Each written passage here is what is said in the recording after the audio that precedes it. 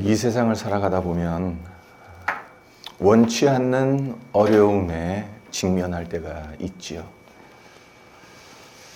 어떤 어려움은 그나마 예상이라도 할 수 있기 때문에 미리 대비를 할 수 있지만, 어떤 어려움은 전혀 예상하지 못한 상태에서 갑작스럽게 발생하는 바람에 그 거친 바람을 피하지 못하고 다 맞아야 하는 경우도 있습니다.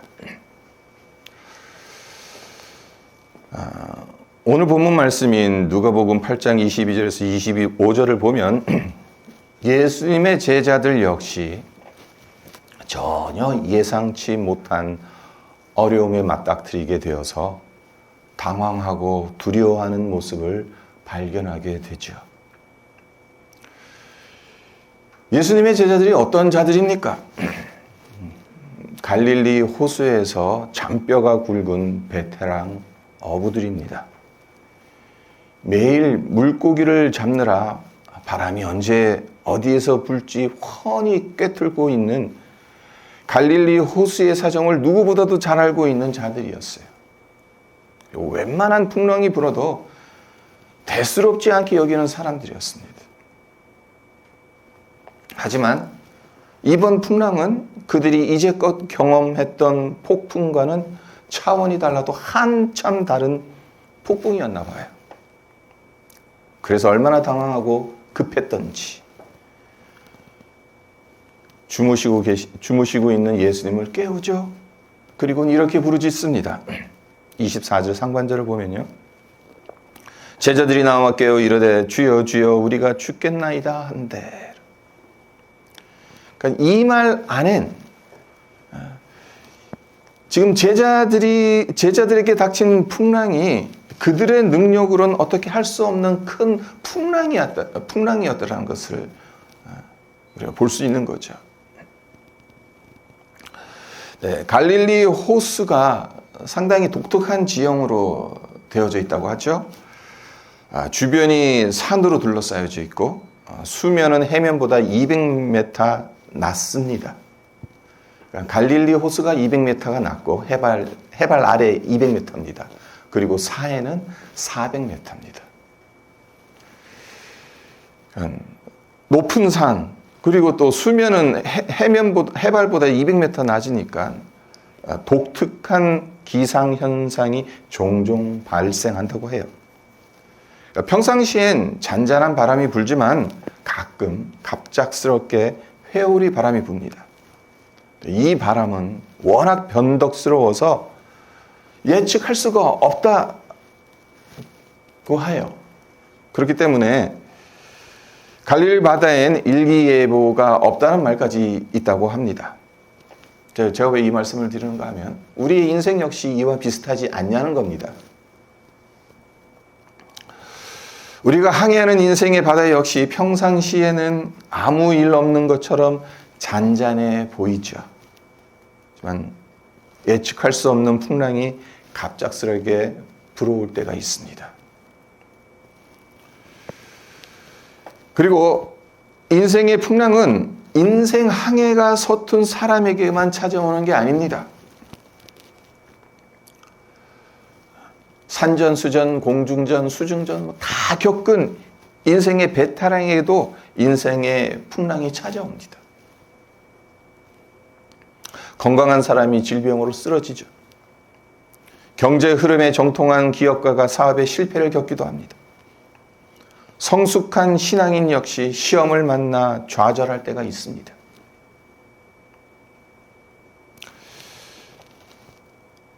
우리 인생에서 풍랑을 피할 수는 없습니다.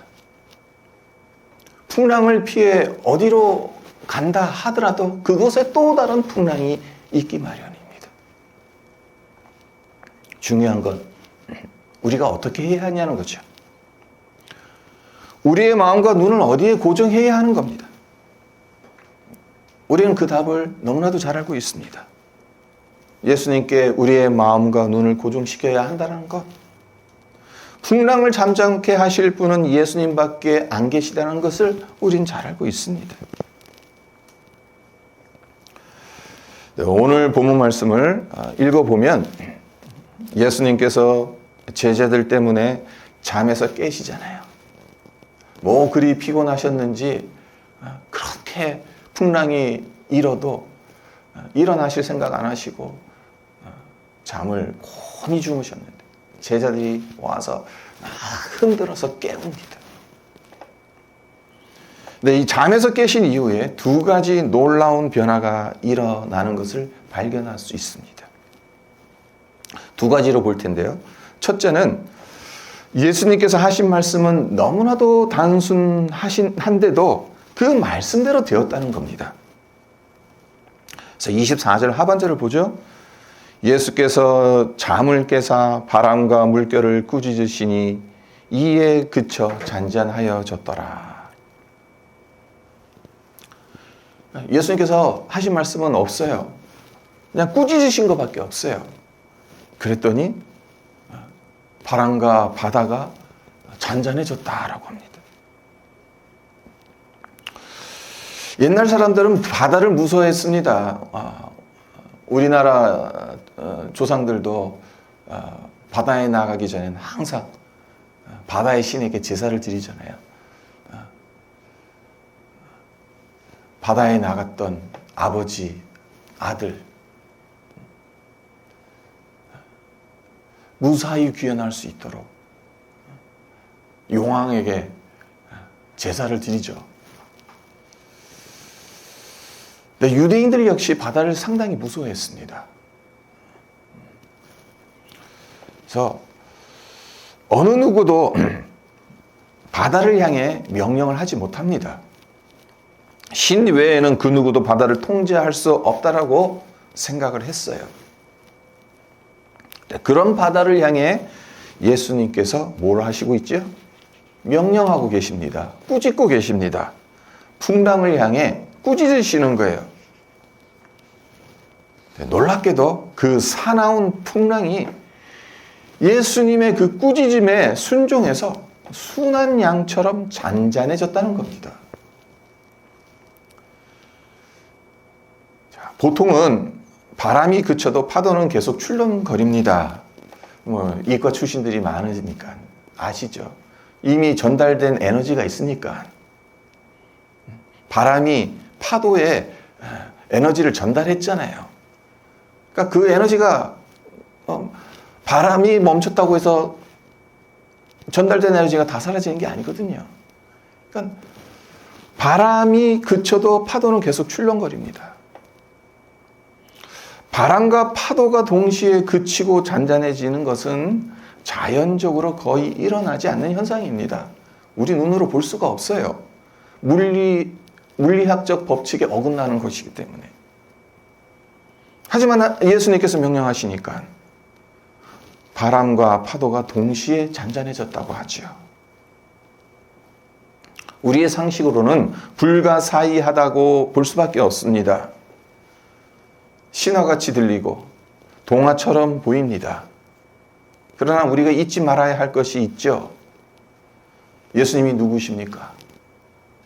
우주 만물을 창조하신 하나님이십니다. 단순히 다른 사람보다 더 큰 능력을 가지신 분이 아닙니다. 능력 그 자체십니다.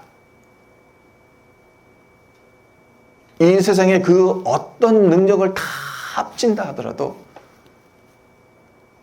예수님의 권능과는 비교가 되지 않습니다. 그렇기 때문에 우리 삶에서 시시각각으로 닥쳐오는 풍랑 역시 예수님께서 명령하시기만 하면 그분 앞에서 잔잔해지지 않는 풍랑은 없다는 사실을 우리는 믿어야 합니다. 바다의 풍랑을 다스리시는 예수님, 우리 인생의 풍랑 역시 충분히 다스릴 수 있는 분입니다. 우리 힘으로는 감당할 수 없는 그 어떤 사나운 풍랑이라 할지라도 예수님께서 잠잠케 해주실 수 있습니다. 우리가 인생의 바람, 인생의 바다에 풍랑이 불 때 주님을 바라보면서 그 바람과 바다가 잔잔해진 것을 경험했으면 좋겠습니다. 그리고 예수님께서 잠에서 깨어나셔서 일어났던 두 번째 놀라운 변화는 무엇인가 하면요, 제자들의 반응이라는 겁니다. 자, 제자들이 풍랑이 불었을 때 처음에는 그렇게 두려워하지 않았을 거예요. 앞서 말씀드렸던 것처럼 베테랑이니까. 잔뼈 굵은 바다에서, 이 갈릴리 호수에서 물고기를 잡았더니 저렇게 풍랑이 불다가 곧 그치겠지 생각했을 겁니다. 그들의 예상과는 달리 바람이 그치질 않습니다. 더 거칠게 붑니다.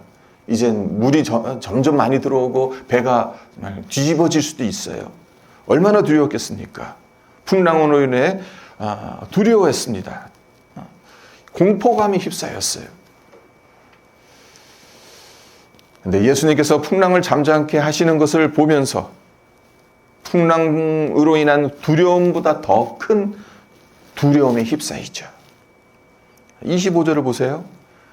제자들에게 이르시되 너희 믿음이 어디 있느냐 하시니 그들이 두려워하고 놀랍게 여겨 서로 말하되 그가 누구이기에 바람과 물을 명함에 순종하는가 하더라.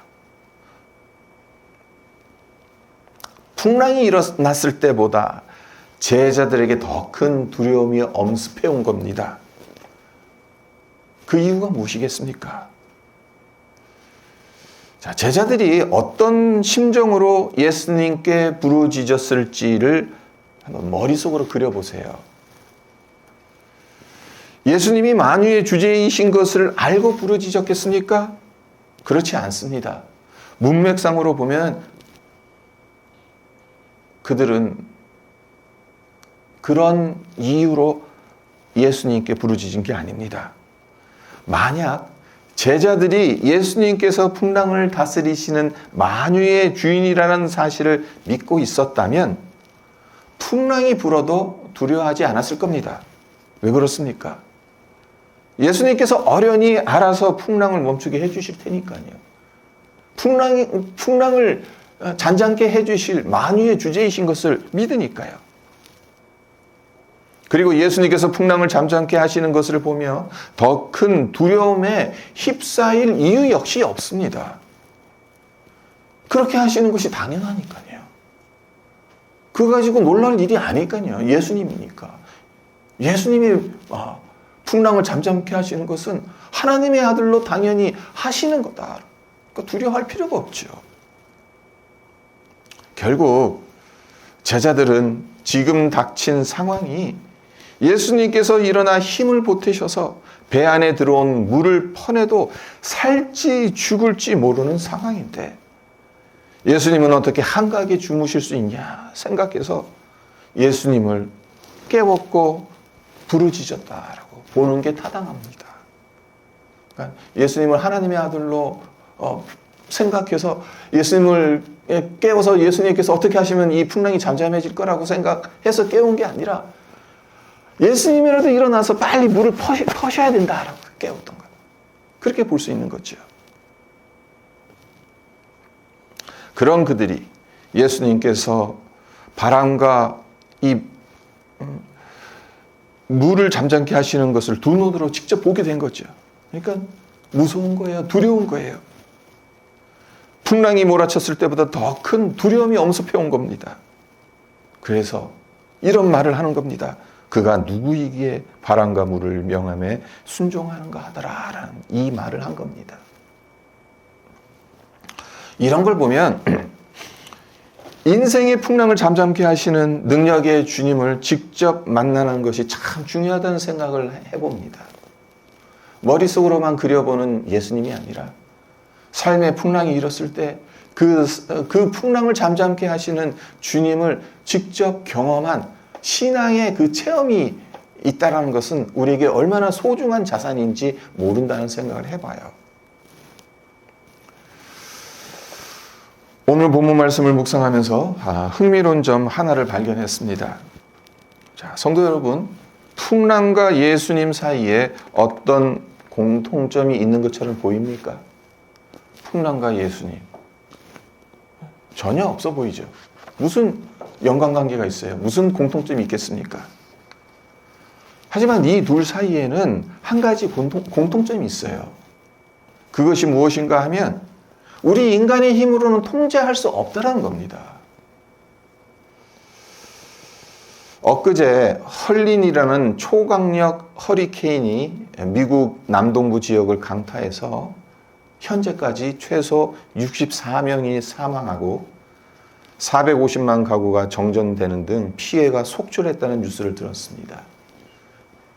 이번 여름의 경우만 봐도 중국과 일본에 얼마나 많은 태풍이 지나가서 쑥대밭이 되어버렸죠. 초토화시켜버렸잖아요. 네. 기후위기로 말미암아 여름철에 기온이 올라가는 건 둘째치고 이제 더 큰 우리가 염려해야 되고 걱정해야 되는 부분은 세계 곳곳에 허리케인이다, 사이클론이다, 태풍이다 이런 것들이 더 강력하게 더 자주 일어난다는 겁니다. 네.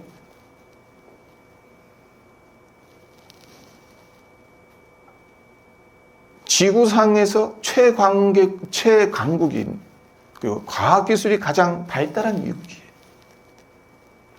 네. 허리케인을 통제할 수가 없습니다. 허리케인이 상륙하면 지나가기만을 기다릴 수밖에 없어요. 경로를 변경시킨다거나 위력을 약화시킬 능력이 인간에게는 없습니다. 그렇다면 예수님은 어떻습니까? 예수님은 풍랑과 비교가 안 되는 만유의 주제이십니다. 풍랑도 통제할 수 없는 인간이 예수님을 통제한다는 것은 말도 안 되죠. 예수님은 우리 마음대로 조정할 수 있는 분이 아닙니다. 여러분, 이것이 의미하는 바가 무엇인지 곰곰이 생각해 보세요. 예수님을 믿는다고 해서 안 좋은 일이 안 생기는 건 아니잖아요. 예수님을 믿는 사람들에게 나쁜 일이 일어나지 않으면 참으로 좋을 텐데 믿지 않는 사람들보다 더 어려운 상황에 놓일 때가 있습니다. 그 이유가 무엇이겠습니까? 여러 이유가 있겠습니다만은 오늘 본문 말씀과 연결해서 보자면 예수님은 우리가 통제할 수 없는 분이기 때문에 그렇습니다. 주님은 우리의 계획, 우리의 바람대로 움직이시는 분이 아니기 때문에 그래요. 하나님의 섭리, 하나님의 계획을 우리가 온전히 알 수가 없죠. 우리 삶을 향해 우리에게 왜 이런 것들을 허락하시는지에 대해서 때로는 우리가 도저히 납득이 안 되는 경우도 있습니다. 네. 그렇다고 해서 하나님 왜 저에게 이런 시간을 주십니까? 왜 이런 고통을 주십니까? 사실은 하소연해봤자 소용이 없습니다. 왜 그렇습니까? 우리가 하나님을 통제할 수 없기 때문입니다.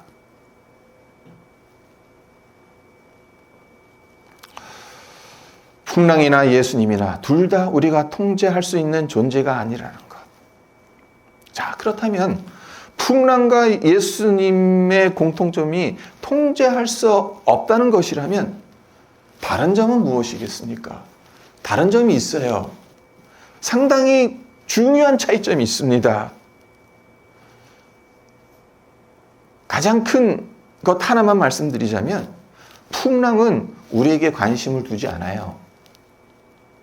무자비한 괴물처럼 통제할 수 없는 힘을 사용하여서 자기 앞에 있는 모든 것을 그냥 휩쓸고 지나갈 뿐입니다. 쑥대밭을 만들 뿐입니다. 하지만 이와는 달리 주님은 우리를 향한 주체할 수 없는 사랑을 품고 계십니다. 스스로 낮아지셔서 그 크신 권능을 우리를 섬기시고 치유하시고 일으켜 세우시는데 사용하십니다. 그렇기 때문에 우리에게 필요한 것은 주님께서 우리 인생의 배가 풍랑에 휩싸여 침몰되도록 내버려 두시지 않는다라는 사실을 굳게 믿는 것입니다. 주님께서 우리의 모든 상황을 꿰뚫어 보고 계시고 있기 때문에 우리 생각엔 아무리 나쁜 일처럼 보이는 것도 합력하여 선을 이루어 가실 것을 의심하지 말아야 하는 겁니다. 왜 일이 내게 일어났는지 이해가 안 되더라도 하나님은 나의 피난처시고 나의 목자시고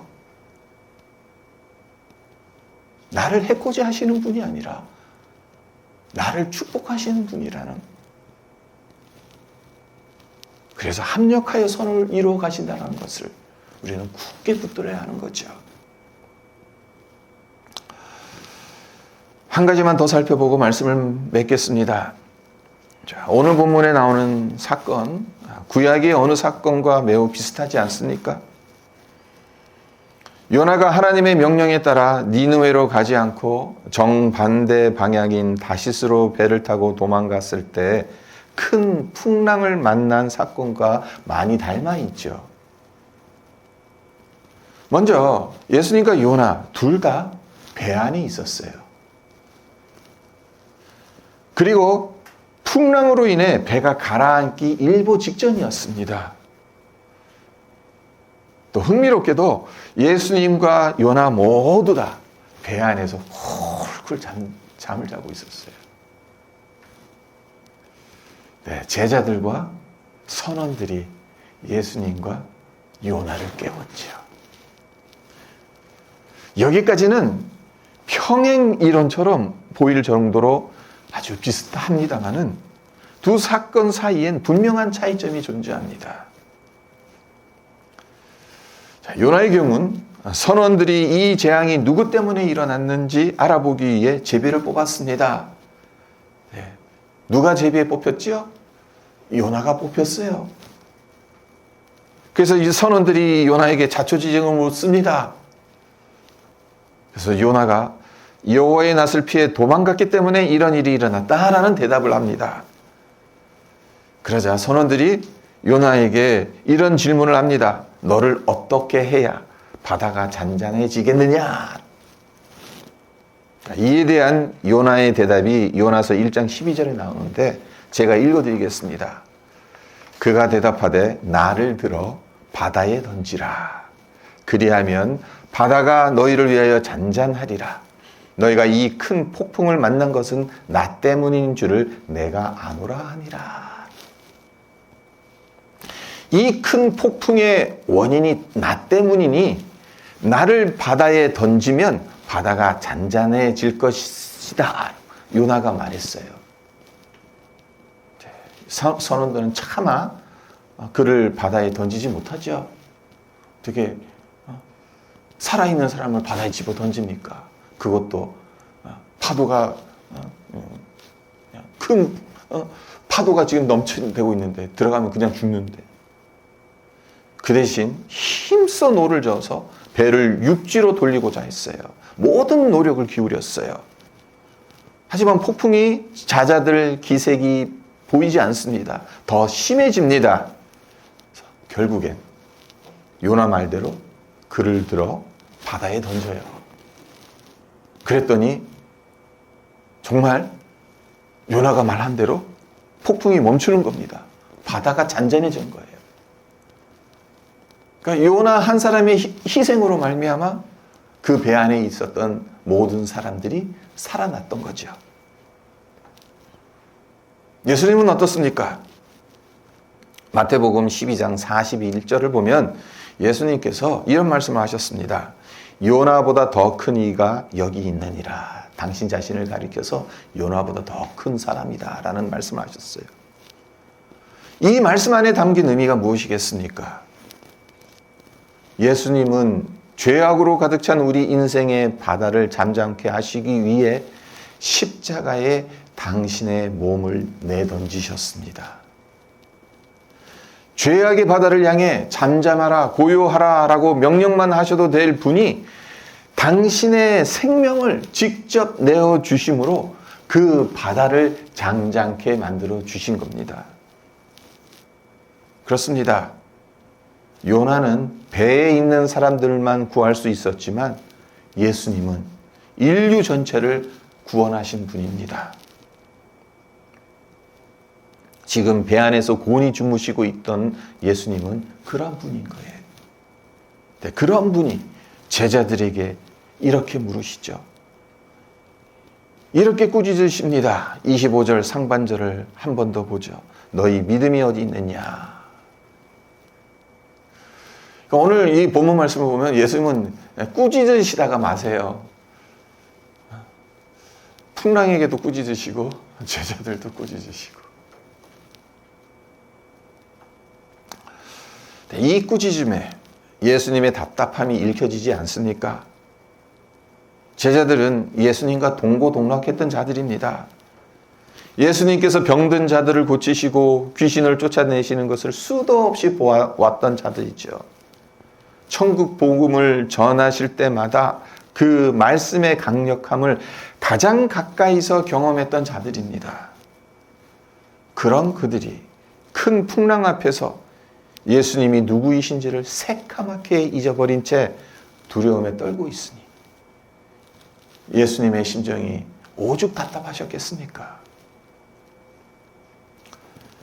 예수님은 우리 인생에 풍랑이 불 때 우리에게도 동일한 질문을 던지십니다. 너희 믿음이 어디 있느냐? 풍랑이 불 때 예수님께서 제일 먼저 물으시는 것은 너희 믿음이 어디 있느냐? 이 질문입니다. 주님이 찾으시는 믿음은 머리로만 아는 믿음, 지식에 머무는 믿음이 아니죠. 믿음이 있다는 것을 언제 알 수 있습니까? 평상시에는 잘 몰라요. 풍랑이 불 때 알 수가 있습니다. 풍랑이 안 불 땐 모두 다 믿음 있는 사람처럼 보입니다. 하지만 풍랑이 몰아치면 믿음이 있는지 없는지 명확하게 가려집니다. 물론 사나운 풍랑 앞에서 당황하지 않고 평정심을 유지한다는 것, 그게 어떻게 가능하겠습니까, 우리 인간이? 지금 당장 물이 가득 차서 배가 가라앉고 있는데 주님께서 구해주실 것이라는 믿음을 가지기란 쉽지 않습니다. 하지만 그래도 그럴 때일수록 우리의 시선을 주님께 고정해야 합니다. 주님을 붙들어야 합니다. 우리 삶에 풍랑이 불어온다면 그땐 주님을 향한 우리의 믿음을 보여줘야 할 때라고 생각하시길 바랍니다. 내 믿음을 보여줘야 하는 때가 이때다라고. 어떤 풍랑도 주님께서 이미 십자가에서 잔잔케 하셨음을 믿으며 인생의 길을 걸어가시기를 바랍니다. 바람과 바다를 잔잔케 하신 주님, 바람과 바다도 순종하신 주님, 그 주님을 굳게 붙들며 인생의 그 어떤 풍랑도 두려워하지 않고 주님 주시는 평안으로 통과해 가시기를 주님의 이름으로 축원드립니다.